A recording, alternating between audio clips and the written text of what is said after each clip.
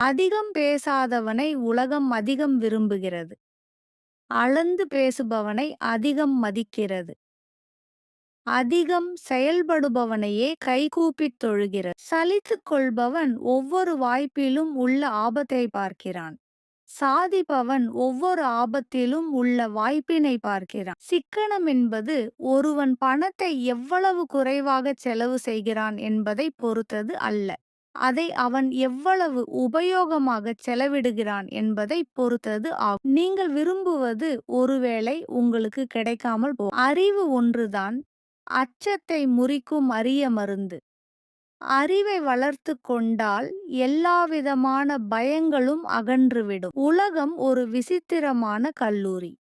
இங்கே பாடம் சொல்லிக் கொடுத்து தேர்வு வைப்பது இல்லை. தேர்வு வைத்த பிறகே பாடம் கற்பிக்கப்படுகிறது. நேற்றைய பொழுதும் நிஜமில்லை. நாளைய பொழுதும் நிச்சயமில்லை. இன்றைக்கு மட்டுமே நம் கையில்.